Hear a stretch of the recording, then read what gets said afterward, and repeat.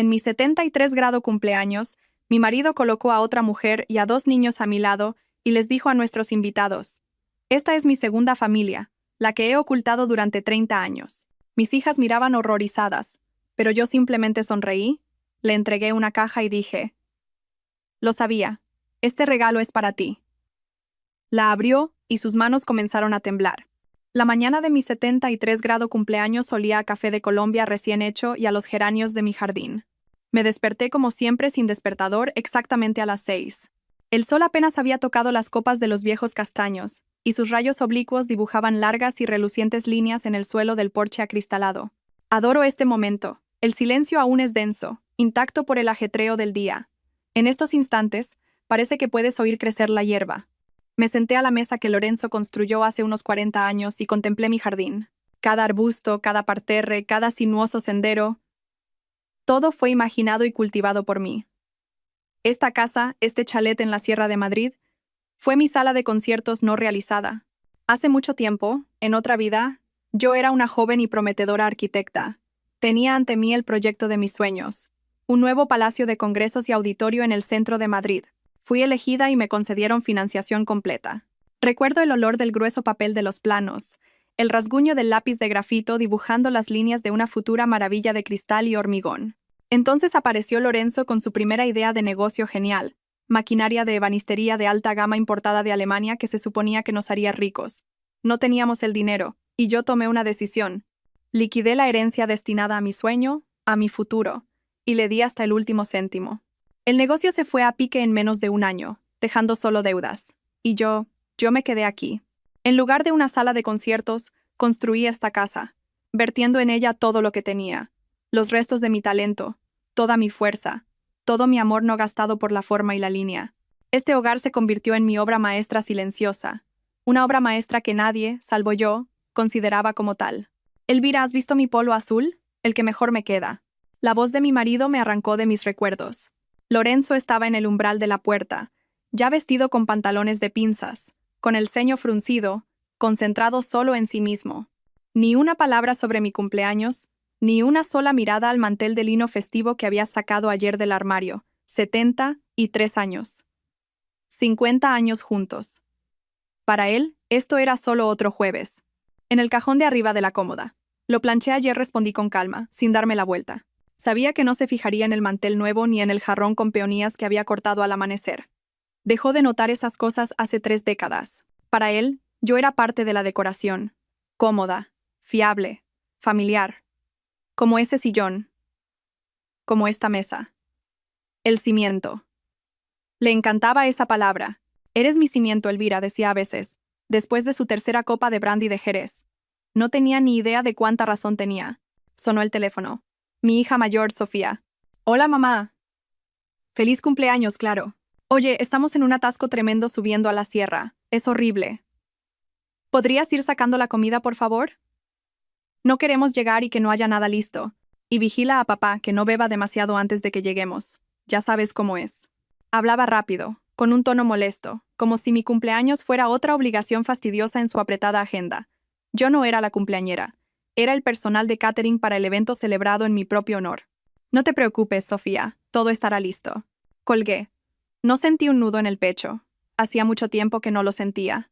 Solo había un vacío tranquilo y transparente, como el aire después de una lluvia de finales de verano. A las 5 de la tarde la casa estaba llena de invitados. Viejos amigos, familiares, socios de Lorenzo. Todos llegaron.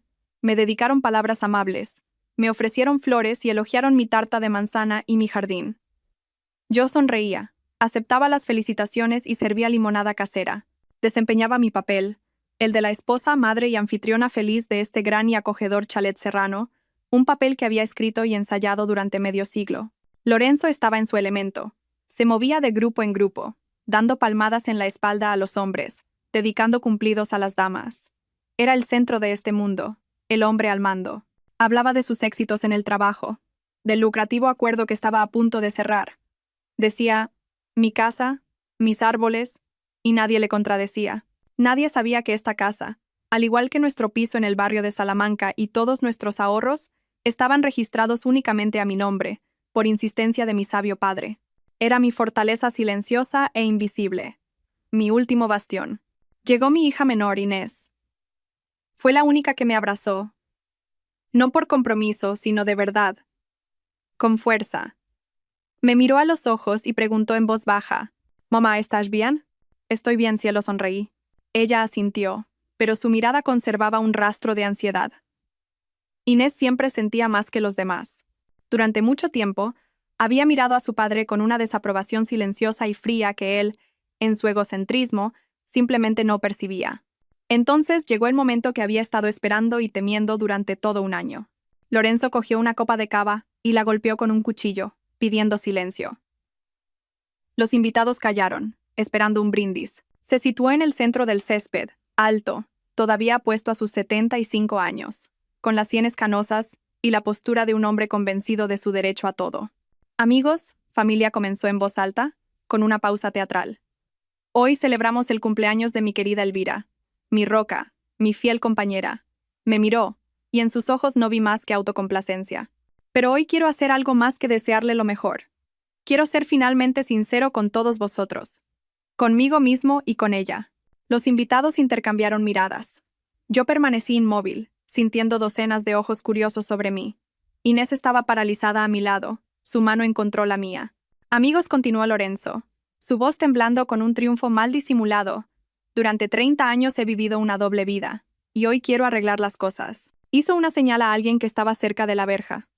Una mujer de unos 50 años, bien conservada y con una mirada dura y calculadora, entró en el círculo de luz. La reconocí. Mónica. Había sido subordinada mía en el estudio de arquitectura. Detrás de ella, dos jóvenes, un chico y una chica, con rostros igualmente confusos y desafiantes. Lorenzo se acercó a ellos, rodeó los hombros de Mónica con un brazo y la llevó hasta mí. «Elvira ha sido un cimiento tan estable», dijo, mirando por encima de mi cabeza a los invitados que, como veis, he podido construir no una, sino 2 casas sobre él. Este cimiento nos ha sostenido a todos. Así que, por favor, dad la bienvenida a mi verdadero amor, Mónica, y a nuestros hijos, Adrián y Olivia. Es hora de que todos mis éxitos sean compartidos por toda mi familia». Dijo esto y colocó físicamente a Mónica a mi lado, tan cerca que podía oler su perfume penetrante. La situó como para un retrato familiar. Mi hija mayor, Sofía, ahogó un grito. Inés me apretó la mano hasta que mis nudillos se pusieron blancos. Las risas y las conversaciones se congelaron a media frase. Un silencio increíble y resonante se apoderó del jardín. En ese momento no sentí que el suelo desapareciera bajo mis pies ni que mi corazón se rompiera. No. Sentí algo diferente, algo muy tranquilo y definitivo. Un clic frío y nítido. Fue como si la llave de una cerradura pesada y oxidada, que se había resistido durante tanto tiempo, finalmente girara, y la enorme puerta de acero se cerrara para siempre. Y entonces llegó. El pensamiento no fue fuerte ni presa del pánico. Fue silencioso y claro, como el tañido de una campana solitaria en el aire helado. Estaba de pie entre mi marido y su mujer, como el pilar central de un puente que une las 2 orillas de su mentira.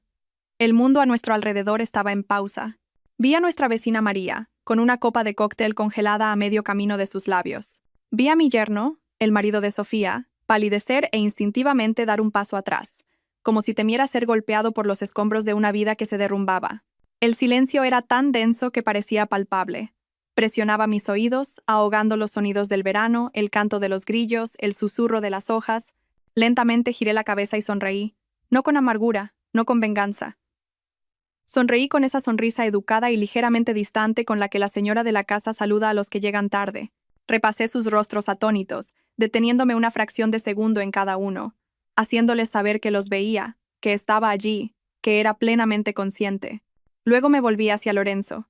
Todavía sostenía los hombros de Mónica, su rostro resplandecía de autocomplacencia y de la importancia del momento.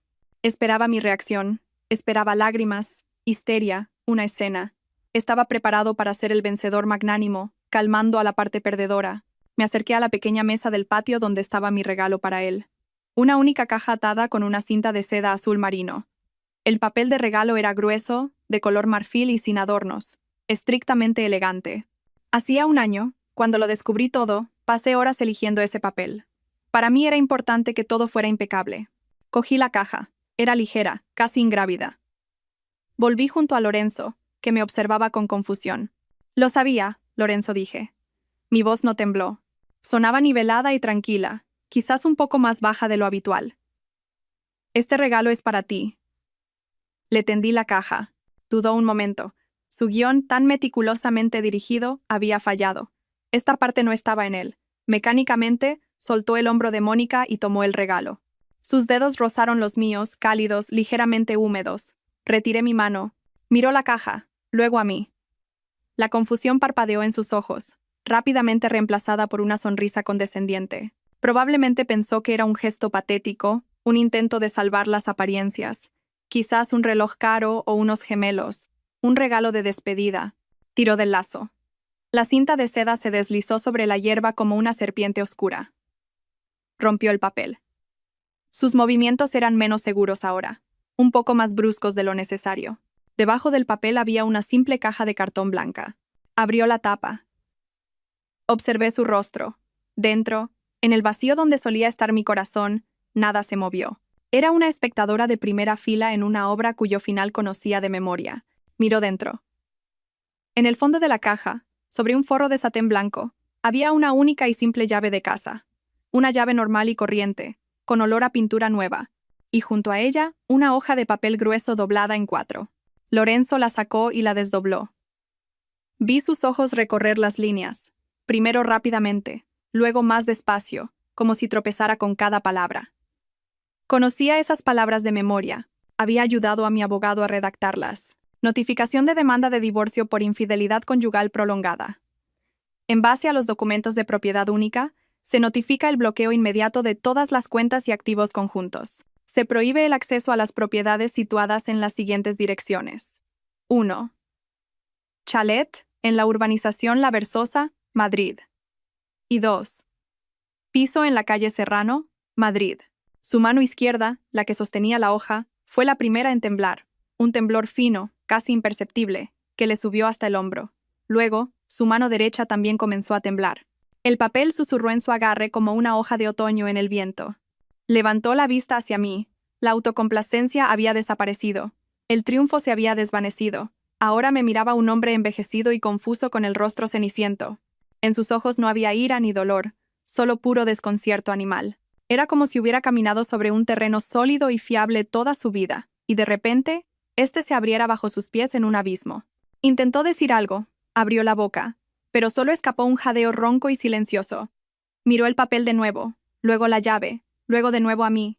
Buscó en mi rostro una respuesta, una pista, una señal de que esto era una especie de broma cruel y ridícula. Pero mi rostro era una máscara. Tranquilo, impenetrable. Había pasado 50 años aprendiendo a ocultar mis verdaderos sentimientos. 50 años construyendo esta fachada, este cimiento, como a él le gustaba llamarlo. Y hoy, esa fachada se mantenía. Detrás no había nada. Ni dolor, ni amor, ni piedad. Solo una libertad fría y resonante. Mónica a su lado no entendía nada. Miraba nerviosamente el rostro cambiante de Lorenzo. «Lorenzo, ¿qué es? ¿Qué es eso?», susurró, intentando mirar el documento. Él no respondió. Simplemente se quedó allí, mirándome.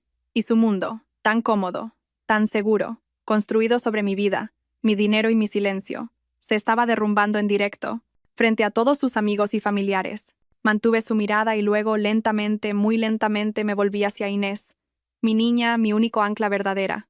Me estaba mirando, y sus ojos estaban llenos de lágrimas, no de piedad, sino de orgullo. Lo había entendido todo.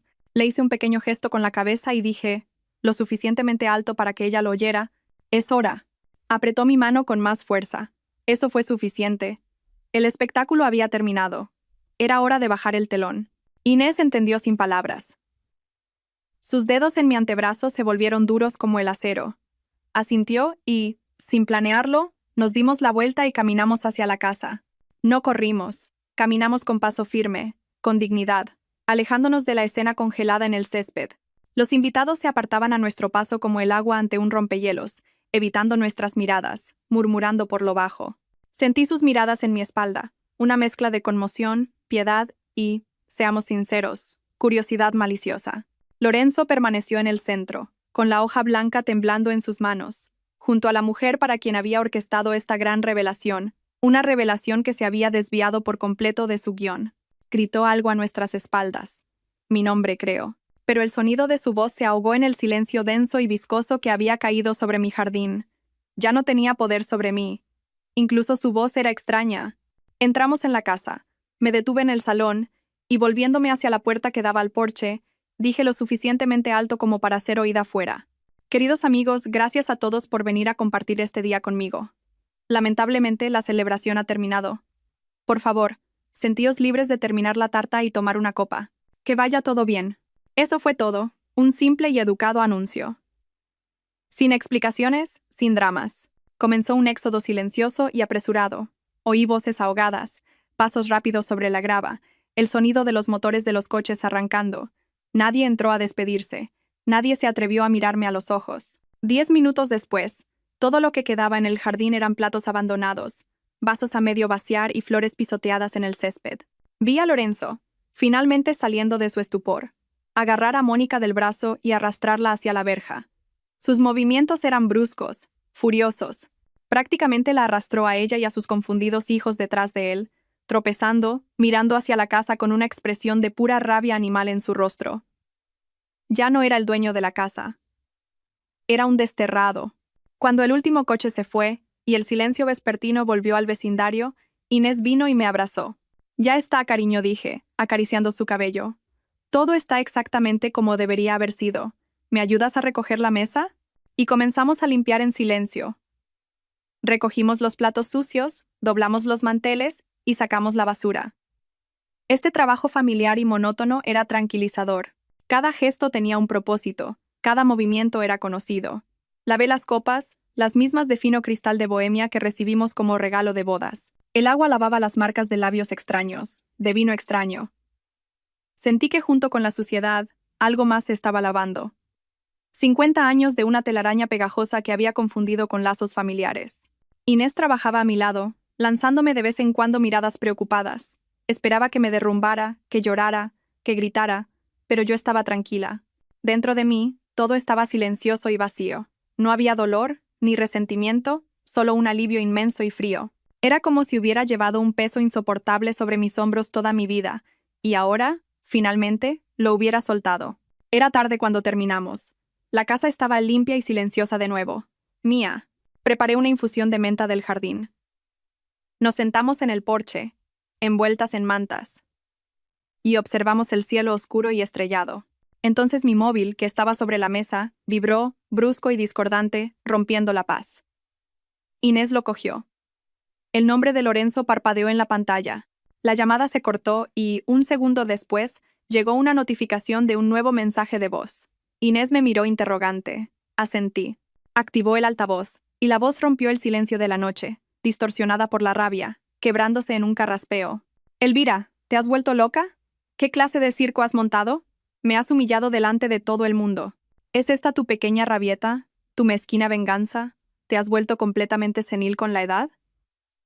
Estoy intentando pagar un hotel y mis tarjetas están bloqueadas. Mis tarjetas. ¿Entiendes lo que has hecho? Se ahogaba en su furia. De fondo, oí la voz apaciguadora de Mónica. Lorenzo, cálmate, no hables así. No hables así, chilló él. Me ha dejado sin un duro, Elvira. No sé qué crisis de la mediana edad estás teniendo, pero te doy hasta mañana. Hasta mañana por la mañana para que vuelvas a activar todo. Llama al banco y di que fue un error, una broma ridícula. De lo contrario, te juro que te arrepentirás. ¿Me oyes? Te arrepentirás amargamente. Entra en razón antes de que sea demasiado tarde. El mensaje se cortó. Nos quedamos en silencio durante un rato. Incluso los grillos parecían haberse callado. Inés me miró, con el rostro tenso. Mamá. Tomé lentamente mi taza de infusión ya fría. Mis dedos estaban firmes. Di un sorbo. El sabor a menta era fresco y limpio. Todavía no lo entiende, dije. Él y Mónica creen que esto es un arrebato, una rabieta de mujer, un farol tonto y cómico que terminará por la mañana cuando recupere el juicio. No vieron el plan, la preparación, ni la furia fría que se acumuló en mí durante un año y se convirtió en hielo. Solo vieron lo que querían ver. Una esposa envejecida y ofendida que se atrevió a montar una escena. Todavía se consideran al mando. Miré a Inés. Sus ojos contenían la misma pregunta que la voz de Lorenzo. ¿Y ahora qué? Dejé la taza sobre la mesa. El sonido de la porcelana sobre la madera fue el único sonido en la noche. Tengo una reunión con mi abogado a las 10 de la mañana, dije en voz baja. Quiero que vengas conmigo. Mi voz era firme, no había dudas en mí. El grito furioso de mi marido, grabado en mi buzón de voz, no me asustó, solo fortaleció mi determinación. Así como un herrero sumerge el metal al rojo vivo en agua fría para hacerlo más duro, sus palabras convirtieron mi voluntad en acero.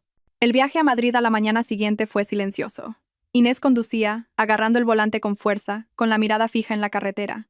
Yo miraba por la ventanilla el paisaje de la Sierra de Madrid pasar a toda velocidad, pero no lo veía.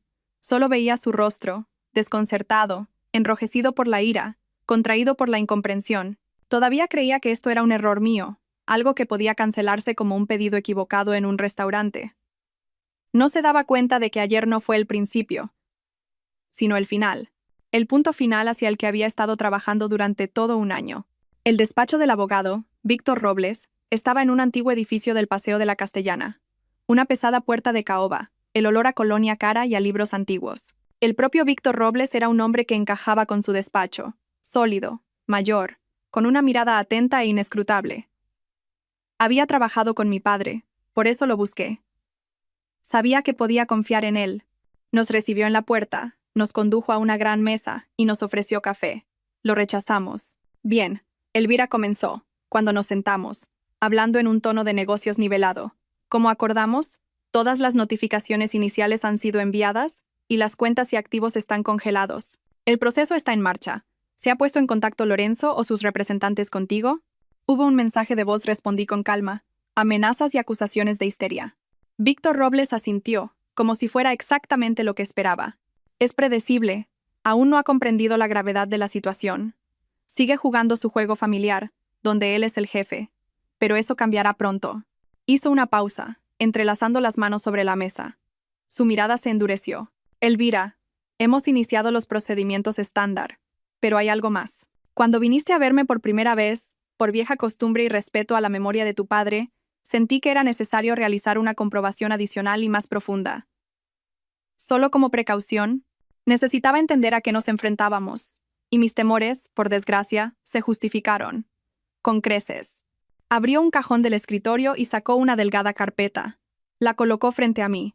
No había etiquetas en la carpeta. Estoy obligado a informarte de algo extremadamente desagradable. Esto va más allá de su infidelidad. Habla de una acción calculada y premeditada dirigida personalmente contra ti. Inés se tensó, su mano descansando sobre la mía. Yo no me moví, solo miré la carpeta. ¿Qué es?, pregunté. Víctor Robles abrió la carpeta y deslizó varias hojas hacia mí. Esta es una copia de una solicitud presentada por tu marido hace 2 meses ante los servicios de salud mental de la comunidad. Una solicitud oficial para una evaluación psiquiátrica obligatoria sobre tu capacidad. El tiempo se detuvo. Oí a Inés jadear a mi lado, pero yo simplemente miré el documento. Un formulario oficial, texto mecanografiado, y debajo, la firma familiar y expansiva de Lorenzo. Este es el primer paso legal, continuó la voz desapasionada del abogado, sonando como si viniera de lejos requerido para que una persona sea declarada incapacitada y para obtener la tutela sobre ella y, en consecuencia, la autoridad total para administrar todos sus bienes. Cogí la hoja superior. Era una lista de los supuestos síntomas que mi marido había observado. Empecé a leer. Pierde con frecuencia objetos personales. No puede recordar dónde ha puesto las gafas, las llaves o los documentos, lo que sugiere una pérdida progresiva de la memoria a corto plazo. Recordé haber buscado mis gafas de leer una semana antes, solo para encontrarlas sobre mi cabeza. Inés y yo nos habíamos reído. Muestra desorientación en la vida diaria. Confunde productos básicos de la despensa como la sal y el azúcar, lo que puede suponer un peligro para ella y para los demás. Una vez, distraída, puse sal en el azucarero. Me di cuenta 1 minuto después y lo arreglé. Lorenzo había bromeado. ¿Trabajando demasiado, mamá? No estaba bromeando. Estaba recopilando. Muestra signos de aislamiento social y apatía. Se niega a reunirse con amigos. Pasa largos periodos sola en el jardín y conversa con las plantas. Lo que puede indicar un desapego de la realidad. Mi jardín, mi único santuario. Mis horas de silencio entre las peonías y las rosas, cuando podía respirar. Había convertido incluso esto en un síntoma de enfermedad. Un arma contra mí. Seguí leyendo. Cada línea era veneno. Un grano de verdad distorsionado más allá del reconocimiento. Cuidadosamente mezclado con mentiras descaradas. Cada gesto inocente, cada momento de fatiga, cada caso de olvido relacionado con la edad, todo fue invertido y presentado como prueba de mi locura. Mis manos, apoyadas en la superficie pulida de la mesa, no temblaban. Pero sentí que el calor se drenaba de las yemas de mis dedos, primero de una, luego de la otra. El frío se arrastró lentamente hasta mis palmas, mis muñecas. Era como si mi sangre se estuviera retirando, dejando tras de sí un vacío helado. Levanté la vista y miré por la ventana. La vida bullía más allá del grueso cristal. La gente se apresuraba en sus quehaceres, los coches avanzaban lentamente en el tráfico, el sol brillaba. Pero por un breve instante, todo ese ruidoso y bullicioso día madrileño se congeló para mí. Los sonidos se desvanecieron, cayó un silencio de vacío absoluto, y en ese silencio, lo entendí. Esto no era solo infidelidad. La infidelidad es la traición del amor. Pero esto era otra cosa. Una destrucción completa, fría y calculada. No solo quería irse con otra mujer, quería borrarme. Despojarme no solo de mi casa y mi dinero, sino de mi mente, mi nombre, mi propio ser. Convertirme en una sombra sin voz, encerrada entre cuatro paredes mientras él y su verdadero amor disfrutaban de todo lo que yo había creado en mi vida. La última brasa cálida en mi alma, que quizás había guardado inconscientemente para él una brasa de piedad o de memoria compartida, no solo se apagó, se convirtió en un trozo de hielo. Lentamente, coloqué los documentos sobre la mesa, apilándolos ordenadamente. Miré a Víctor Robles, luego al rostro pálido y asustado de Inés. Gracias, Víctor, dije.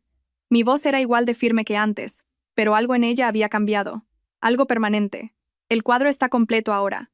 ¿Cuáles son nuestros siguientes pasos? Víctor Robles actuó con rapidez, con la eficiencia fría y precisa de un cirujano extirpando un tumor. Mientras Inés y yo volvíamos a casa, sus mensajeros ya estaban entregando notificaciones por todo Madrid. Sus asistentes ya estaban llamando a los bancos. El mecanismo que había preparado durante tanto tiempo y con tanto esmero se puso en marcha con un solo gesto de asentimiento en su despacho. El primer golpe, como me contó Víctor más tarde, encontró a Lorenzo donde menos lo esperaba, desayunando en un hotel caro. Él y Mónica probablemente todavía estaban discutiendo mi ridículo arrebato, planeando cómo aceptarían magnánimamente mi arrepentimiento. En ese momento, un hombre con un traje impecable se acercó a su mesa, y en silencio, colocó un grueso sobre delante de Lorenzo. Dentro no solo estaban los papeles del divorcio, había una orden judicial oficial que le prohibía acercarse o contactarme, excepto a través de abogados, y una orden separada que le prohibía entrar en cualquier propiedad registrada a mi nombre. Puedo imaginarlo leyéndolo, cómo la sonrisa condescendiente se deslizaba de su rostro, reemplazada por manchas de un rojo airado. Probablemente arrugó el papel, lo tiró al suelo, gritando sobre abuso de poder y cómo la mitad de todo era suyo. Todavía lo creía. Creía que sus 50 años de presencia en mi vida le daban derecho automáticamente a todo lo que yo había ganado, construido y ahorrado. El siguiente paso fue una realidad contra la que se estrelló como una ola contra una roca. Condujeron hasta el piso del barrio de Salamanca. Probablemente tenía la intención de montar una escena, derribar la puerta y demostrar quién estaba al mando. En su lugar, se quedó en el rellano, introduciendo inútilmente su llave en la nueva y brillante cerradura. Su llave ya no encajaba. Podía llamar, golpear o gritar. La puerta permaneció en silencio. Esa puerta, que yo había elegido hacía 30 años, tapizada en cuero oscuro, ahora le era ajena, una barrera insuperable. Yo estaba en casa durante este tiempo. Llegó un cerrajero, un hombre mayor y taciturno, trabajó rápido y en silencio. Con ruidos metálicos, quitó las viejas cerraduras de la verja y de la puerta principal, las mismas para las que Lorenzo tenía llaves. Me quedé en el porche escuchando esos sonidos. Cada vuelta del destornillador, cada clic del nuevo mecanismo era música. La música de la liberación. Esto no era venganza, era desinfección. Estaba limpiando mi hogar de suciedad. El último y más humillante golpe le esperaba en la calle, fuera del piso. Mientras él, agotado y furioso, se disponía a marcharse para urdir un nuevo plan, vio una grúa acercarse a su coche, el reluciente todoterreno negro que le había regalado por su cumpleaños 3 años antes. 2 operarios con chalecos naranjas engancharon eficientemente el vehículo y comenzaron a subirlo a la plataforma. Lorenzo corrió hacia ellos, agitando los brazos, gritando algo sobre propiedad privada, pero el encargado le entregó en silencio la documentación. Una notificación oficial de la devolución de la propiedad a la legítima dueña. Mi nombre estaba en el papel. Elvira Saavedra, propietaria. Imagino el rostro de Mónica en ese momento. Estaba cerca, en la acera, viendo cómo el símbolo de su seguridad, de su estatus, se alejaba lentamente hacia lo desconocido. Las tarjetas bloqueadas son un inconveniente. Los papeles del divorcio son un escándalo. Una puerta cerrada es un insulto. Pero cuando te retiran el coche con una grúa delante de tus narices, cuando te quedas de pie en una acera de Madrid sin dinero, sin casa y sin transporte, es entonces cuando te das cuenta. En ese preciso instante, estoy segura de que su condescendencia se convirtió en miedo. Miró a su hombre, que gritaba inútilmente a la grúa que se alejaba, y comprendió. Comprendió que no estaban tratando con una anciana ofendida y llorosa, no con una víctima a la que se podía calmar y engañar. Se habían topado con algo frío, silencioso y absolutamente metódico. Un verdugo silencioso que no gritaba ni amenazaba, sino que, paso a paso, cortaba todo lo que los conectaba con su mundo familiar. El pánico, supongo, llegó más tarde esa noche. Ese pánico pegajoso y animal de una persona que de repente se da cuenta de que no tiene nada. Probablemente estaban sentados en algún lugar, en una habitación barata alquilada en casa de un pariente lejano, y Lorenzo seguía rabiando, prometiendo demandar a todo el mundo, castigar, arreglar las cosas. Y ella, más pragmática, más inteligente, simplemente estaría sentada atando cabos. El chalet es de ella, el piso es de ella, las cuentas son de ella, el coche es de ella. Todo a lo que estaban acostumbrados, todo lo que consideraban suyo por derecho, resultó ser un espejismo. Polvo. Habían construido sus vidas durante 30 años sobre su cimiento, sin molestarse nunca en comprobar a quién pertenecía ese cimiento. Probablemente los vecinos oyeron sus gritos. El de él lleno de rabia e impotencia. El de ella, lleno de miedo y acusación. Dijiste que todo estaba bajo control. Prometiste que no podría hacer nada. Deberíamos haber actuado antes, Lorenzo, con los médicos, con la evaluación. No perdieron ayer, en mi cumpleaños. Perdieron hace 2 meses, cuando él puso su firma en esa solicitud. Él mismo me entregó el arma. Él mismo me demostró que esto no iba de amor o rencores. Esto iba de supervivencia. Y yo acepté las reglas de esta guerra. Una llamada de Inés a última hora de la noche confirmó mis pensamientos. Su hermana mayor, Sofía, la había llamado, completamente histérica. Papá ha llamado, sollozaba al teléfono. Gritaba que mamá se ha vuelto loca, que tú la estás manipulando, que lo ha echado a la calle, que lo ha dejado sin nada. Inés, ¿qué está pasando? Tenemos que hacer algo, es nuestro padre. Inés le respondió, fría y serena. ¿Dónde estabas tú, Sofía, cuando puso a su amante al lado de mamá en su propio cumpleaños? ¿Dónde estabas cuando la humilló delante de todos los invitados? Sofía balbuceó algo incoherente sobre la necesidad de hablar, que no se puede hacer esto así. Ella, como su padre, no veía la profundidad del asunto, solo veía la alteración del orden habitual de las cosas. Le quité el teléfono a Inés. Sofía, dije con calma, no te preocupes. Tu padre estará bien. Simplemente está aprendiendo a vivir de forma independiente por primera vez en 50 años. Colgué sin esperar su respuesta. Esa noche dormí profundamente, como no lo había hecho en muchos años. Sabía que esto no había terminado. Sabía que su pánico pronto pasaría a una nueva etapa, la desesperación, y una persona desesperada es capaz de cualquier cosa. Sabía que vendrían, que intentarían romper las defensas, que librarían una última batalla, la más sucia, y yo estaba preparada, pero no iba a quedarme sentada en un asedio. La vida que estaba reclamando para mí no estaba destinada a ser vivida encerrada tras las puertas por miedo. Al tercer día después de la visita al abogado, decidí que necesitaba ir al pequeño mercado cerca de la estación de cercanías. Me había quedado sin pan fresco y leche. Inés se ofreció a ir ella, pero me negué amablemente. Esta era mi ciudad, mi vida, y no iba a esconderme más. El día era cálido, con olor a polvo y a jazmín en flor. Caminé sin prisa, disfrutando de las cosas simples. El sol en mi cara, el peso de la ligera bolsa de la compra en mi mano, la sensación de tierra firme bajo mis pies. Compré todo lo que necesitaba.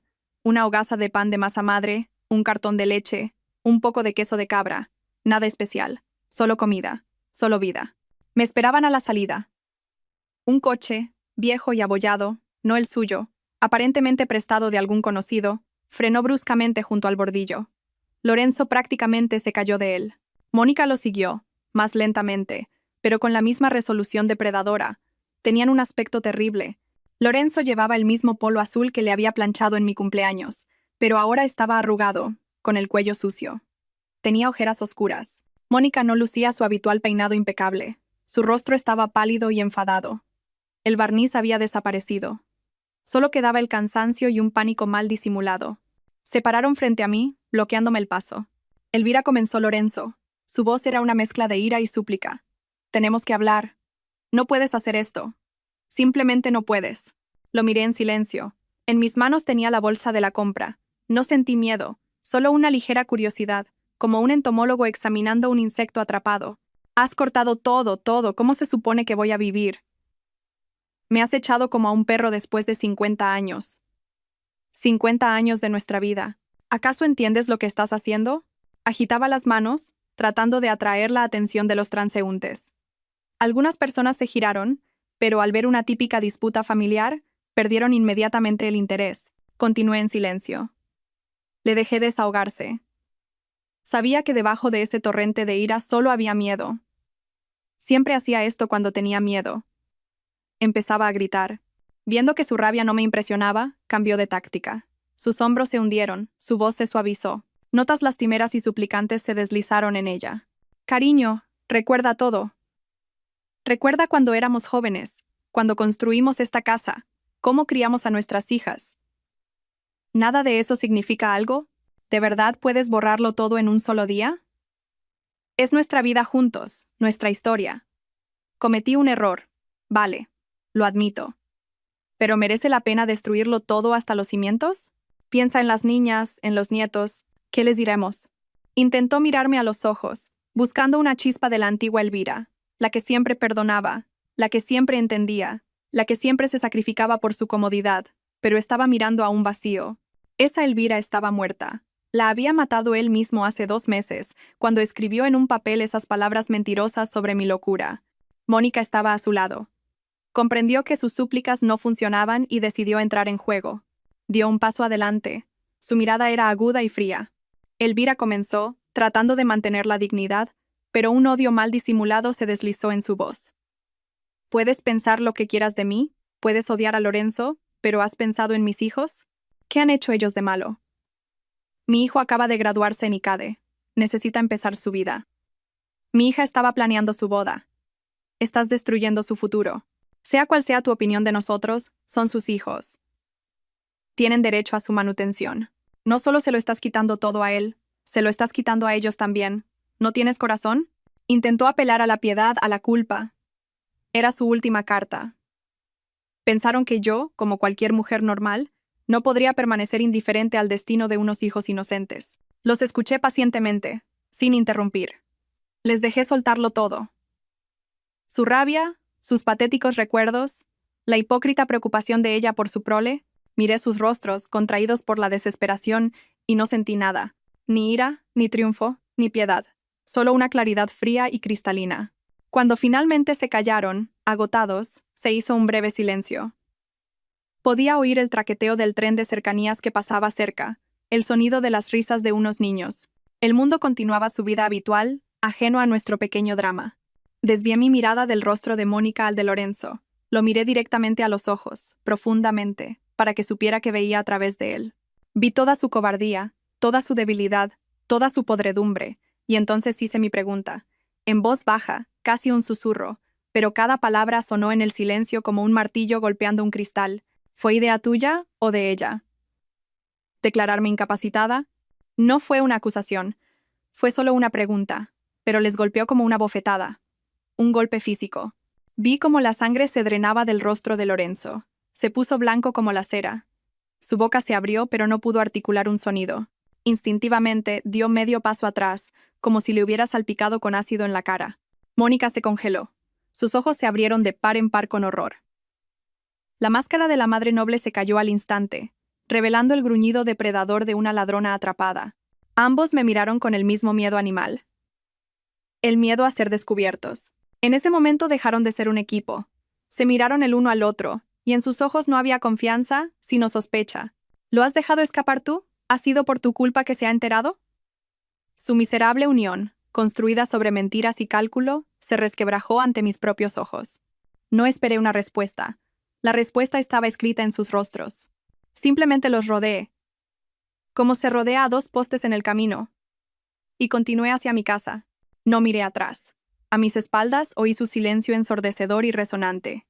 Se quedaron de pie en la acera, aplastados, destruidos por una sola frase. Caminé a casa, agarrando con fuerza la bolsa con el pan y la leche. Y por primera vez en muchos meses, sentí que volvía no a una fortaleza, sino simplemente a casa. Su desesperación, como había predicho, tomó una nueva forma.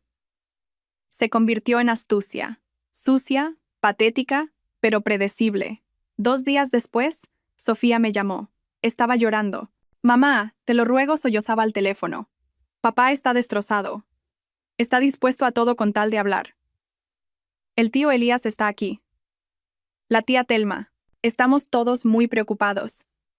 Quedemos en mi casa, todos juntos, tranquilamente, en familia. Por favor, mamá».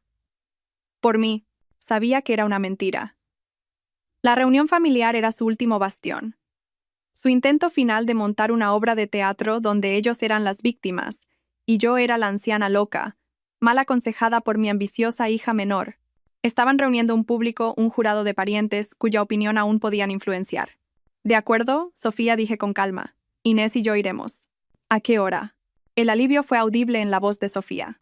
No se dio cuenta de que yo no iba a una negociación, iba a una ejecución. Llegamos al apartamento de Sofía exactamente a las 7.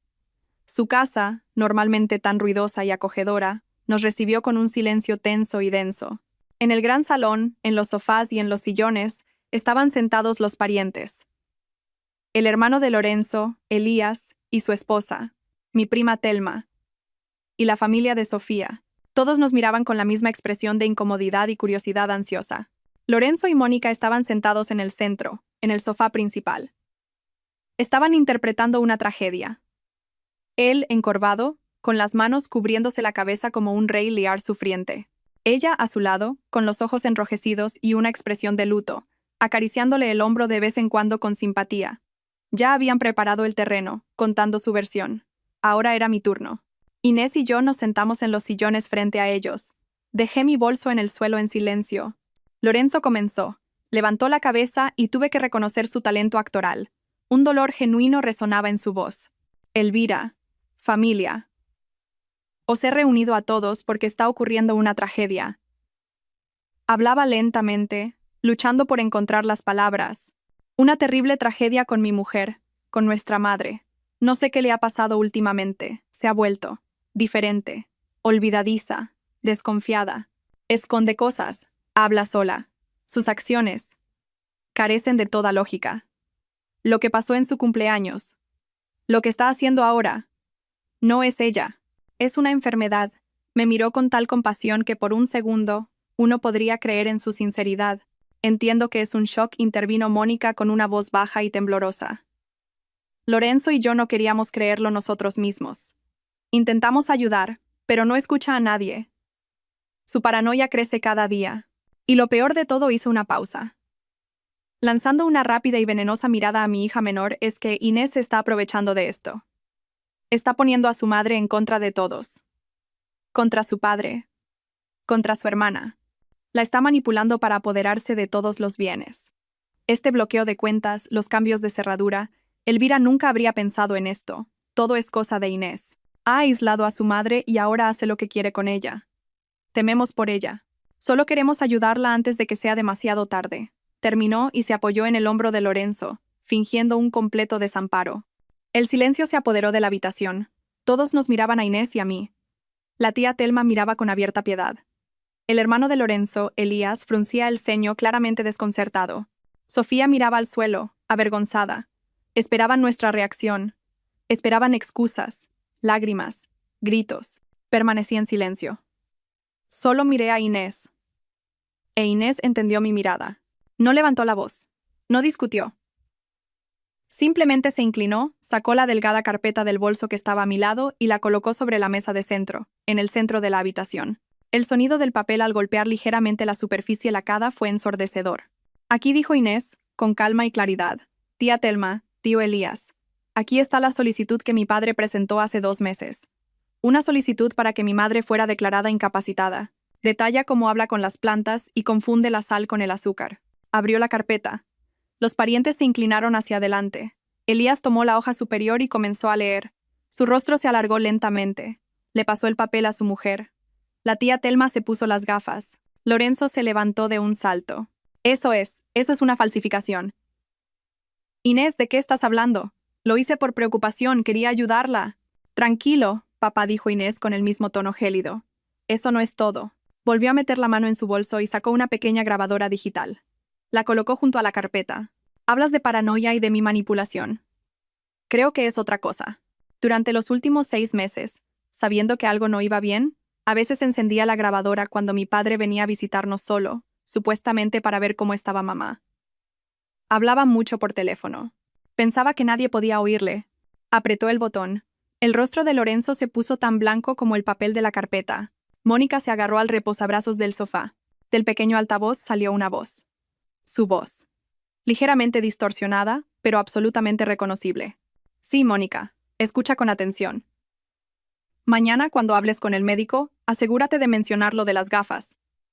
Di que las busca 3 veces al día. Y lo de las llaves. Es un clásico, se lo tragan. Pausa, sonido de un mechero. No, no te pases. Lo principal es la consistencia. No una vez, sino constantemente. Di que se ha vuelto apática, desinteresada en todo.